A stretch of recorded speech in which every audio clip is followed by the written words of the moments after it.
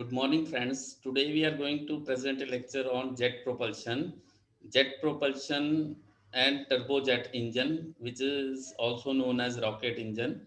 So, jet propulsion is a principle based on which this turbojet engine is manufactured. तो jet propulsion अगर हम देखें तो क्या होता है, जेट प्रोपल्शन से पहले हम जान लें कि टर्बोजेट इंजन और रैम जेट इंजन या Ram jet engine, rocket engine भी कहा जाता है, ये दोनों एक ही कैटेगरी में आते हैं. These fall on the same category. तो प्रोपल्शन, जेट प्रोपल्शन क्या होता है? प्रोपल्शन मींस द पुलिंग और pushing of a body, means forcing a body to move. Propulsion of a body by discharge of fluid is termed as jet propulsion. तो due to discharge of fluid, तो jet engine is use to propel the body such as rocket, ship etcetera. तो ship जो हैं बड़ी बड़ी, वो भी jet propulsion से चलती हैं. रॉकेट और जो हवाई जहाज वगैरह हैं वो भी जेट प्रोपल्शन से चलते हैं. इनकी क्लासिफिकेशन ब्रॉडली दो ही कैटेगरी हम देखते हैं, turbojet engine and ramjet engine. Principle of jet propulsion is jet is produced by combustion of fuel. Jet बनता है, कहीं नोजल से उसको मूव किया जाता है, हम आगे देखेंगे उसकी working. The mixture of burned fuel and compressed air exerts the thrust to the jet engine. तो ये एक फोर्स करता है, जब कंप्रेस्ड एयर निकलती है तो जेट इंजन को आगे की तरफ वो थ्रस्ट देता है. तो जेट प्रोपल्शन का अगर इंट्रोडक्शन देखा जाए तो जेट प्रोपल्शन यहाँ पे जैसे हम देखते हैं, a jet engine is a reaction engine, action reaction, that discharges a fast moving jet which generates thrust by jet propulsion in accordance with Newton's third law of motion. Newton's third law of motion पे काम करता है. Newton's third law of motion क्या कहता है? हर एक action का एक रिएक्शन है. This broad definition of jet engine includes turbojet, turbofan, rocket, ramjet and pulse jet. Jet engine is nothing but a gas turbine. आपको याद रखना चाहिए, ये आपका ऑब्जेक्टिव का आंसर हो सकता है. Jet engine is nothing but a gas turbine, एक तरह की गैस टर्बाइन है. Now turbojet engine, it is the oldest type of jet engine. Brayton cycle के ऊपर काम करता है ये turbojet engine. It works on gas turbine and jet is produced by combustion of fuel and appropriate oxidant carried by the engine. Combustion of fuel और oxidant, oxidant basically air ही होती है जो कि इंजन में यूज किया जाता है. तो यहाँ पे देखिए ब्रेटन साइकिल का ब्रॉड एक स्कीमेटिक प्रेजेंटेशन दिया है. यहाँ पे इसके कंप्रेसर है, कंप्रेसर में बाहर से एयर आती है, कंप्रेस होती है, फ्यूल अंदर आता है, फ्यूल में ये कंबस्शन चैम्बर में बर्न होता है और उसके बाद आगे जाके टरबाइन होती है. ये टरबाइन जो है, इसका जो वर्क है वो पावर ट्रांसफर किया जाता है कंप्रेसर को. ये टरबाइन कंप्रेसर को चलाने के काम आती है. डोंट रिमेंबर कि टरबाइन जो है वो इंजन को चलाने के काम नहीं आती है, ये सिर्फ कंप्रेसर को वर्क करने के काम आते हैं. तो यहाँ पे हमने देख लिया. इसका एक टीएस डायग्राम भी देखते हैं. T S diagram is temperature entropy cycle. तो यहाँ पे देखिए कि टी और पी और एस, तो ये दो प्रेशर के बीच में काम करता है, P1 और P2 के बीच में. तो यहाँ पे 1 से लेकर 2 तक, 1 पे इनलेट आती है, एयर आती है, 2 तक कंप्रेस होती है, हाई प्रेशर पे जाती है. तो जब ये 2 पे जाती है तो 2 के मिड वे कहीं होता है, तो 2 तक पहुंचते पहुंचते इसका टेम्परेचर बढ़ता है. तो उसके बाद ये लगभग एडियाबैटिकली, आइडियली अगर हम बात करें आदर्श तरीके से, तो ये एडियाबैटिकली 2 से 3 कंबस्शन में एक्सपेंड हो, टेम्परेचर इसका बढ़ता है. तो उसका प्रेशर भी बढ़ता है और टेम्परेचर भी बढ़ता है, और सॉरी, प्रेशर कांस्टेंट होता है और टेम्परेचर बढ़ता रहता है. टरबाइन में उसका प्रेशर ड्रॉप होता है और टेम्परेचर भी ड्रॉप होता है, और उसके बाद जो है उसका वर्क जो है 4 से 1 वापस, अगर ये क्लोज साइकिल है तो 4 से 1 को एयर वापस जाती है. वर्किंग प्रिंसिपल क्या है? मैं इसके स्टेप वाइज बता देता हूँ. The air is grooved from the front of engine. आगे से खींची जाती है। आपने हवाई जहाजों के आगे देखा होगा कि पंखा लगा होता है, तो वहां से एक स्कूप लगा होता है टेपर, वो हम देखेंगे भी। The air is then compressed into the compressor, the compressed air is supplied to the combustion chamber. Combustion chamber में कंप्रेस्ड एयर डाली जाती है, ऊपर से फ्यूल सप्लाई किया जाता है जो कि हाई प्रेशर और टेम्परेचर पे बर्न कर जाता है। The mixture is then expanded into the turbine. Mixture turbine तक भेज दिया जाता है, वहां पे एक्सपेंशन होती है जो कि कपलिंग उसकी हो रही है कंप्रेसर, अभी हमने साइकिल में देखा था स्कीमेटिक में, कंप्रेसर से। The work produced by turbine is used to run the compressor. तो मैंने बताया टरबाइन जो है वो कंप्रेसर के लिए ही यूज होती है। Then the fuel air mixture is allowed to expand into the nozzle at very high speed. तो हाई स्पीड पे जो फ्यूल एयर मिक्सचर है वो नोजल से बाहर निकलती है। तो ये नोजल से जब एयर बाहर निकलती है तो ये न्यूटन का थर्ड प्रिंसिपल चलता है, the equivalent and opposite thrust force is obtained. तो ये देखिए इसका कंप्रेसर है, यहाँ पे एयर इन आई है, कंबस्टन चैम्बर है, प्रेशर कांस्टेंट है, टेम्परेचर इंक्रीज होता है। कंप्रेसर में दोनों चीजें इंक्रीज होती है, फिर टरबाइन में प्रेशर और टेम्परेचर डिक्रीज होता है, और नोजल में प्रेशर डिक्रीज होता है, टेम्परेचर डिक्रीज होता है, और एयर आउट चली जाती है। तो मेन पार्ट्स क्या हैं? Compressor, compression chamber, turbine, nozzle. अब ये काम कैसे करता है? ये देखिए स्टार्टिंग में फैन लगा हुआ है, आपने हवाई जहाज के आगे फैन भी देखा होगा, sucked in by the compressor. Compressor ही उसको एयर इनटेक को थोड़ा सा आगे एक वो लगा होता है जो उसको एक इनटेक की तरह से उसको कंप्रेस करके आगे आगे के कंप्रेसर के अंदर भेजता है। तो कंप्रेसर में क्या है? Series of when and stator, हम आगे देखेंगे कि वेन्स हैं, कुछ ब्लेड्स हैं। वेन्स मींस ब्लेड्स हैं और स्टेटर हैं। The vanes rotate while the stator remains stationary. Compressor speed and temperature increases gradually. Fuel burner में क्या होता है? Fuel is mixed with the air and electric spark. Fuel को compressed air के साथ मिला देते हैं और एकदम से स्पार्क के साथ जल जाता है। कंबस्टन चैम्बर में सीरीज ऑफ ट्यूब्स होती है, सीरीज ऑफ नोजल होती है जिनसे एकदम से स्प्रे किया जाता है, एक पूरी पेरिफेरी पे लगी होती है।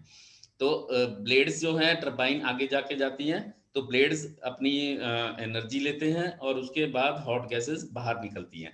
एंड में जेट पाइप लगा होता है, जेट पाइप या नोजल है, प्रोपेलिंग नोजल, उससे हॉट गैस बाहर निकलती हैं हाई प्रेशर से, और जब वो बाहर निकलती हैं तो आगे की तरफ थ्रस्ट मिलता है। Types of jet engine: RAM jet, turbojet, turbofan, turboprop, turbo shaft होती हैं। ये इनमें थोड़ा थोड़ा डिफरेंस होता है, अभी इसकी डिटेल में हम नहीं जाएंगे। तो देखिए यहाँ पे हम दिखा रहे हैं आपको टर्बोजेट इंजन। टर्बोजेट इंजन में सबसे पहले देखिए कि हमारा ये इनटेक करने के लिए एक मैनीफोल्ड बनाया गया है, इसके आगे फैन लगा होता है, जो ये आगे ये पोर्शन जो है कंप्रेसर का है। कंप्रेसर के आगे हमारे फ्यूल के लिए नोजल्स लगी हुई हैं जो पेरिफेरी पे पूरी लगी हुई हैं, चारों तरफ पे पेरिफेरी पे लगी है। फ्यूल इंजेक्ट करके इसकी इस नोजल्स में आता है और एकदम से ही सारी नोजल से बाहर एग्जिट होता है।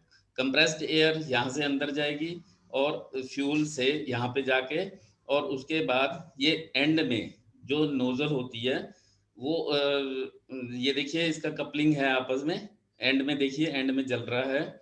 तो ये इसकी दो दो तरह की हैं, एक स्टेटर है, ये रोटरी वाली वेन्स हैं, और बीच में ये स्टेटर हैं जो उसके डायरेक्शन को चेंज करते हैं एयर की। जो ब्लू वाली हैं वो स्टेटर वाली हैं, और रेड वाली मूविंग वाली वेन्स हैं, ये कंप्रेसर की वेन्स हैं। अब यहाँ से ये आगे से चलते हैं, बर्न होता है, और बर्न होते ही प्रेशर टेम्परेचर दोनों बढ़ते हैं। पूरी पेरिफेरी पे इसके ये नोजल्स लगी होती है जहाँ से फ्यूल आता है, और ये आगे टरबाइन लगी हुई है, ये टरबाइन का ब्लेड जो कपलिंग हुई हुई है, और इसके आगे जो एग्जिट नोजल है वो उसकी स्पीड बढ़ा देती है।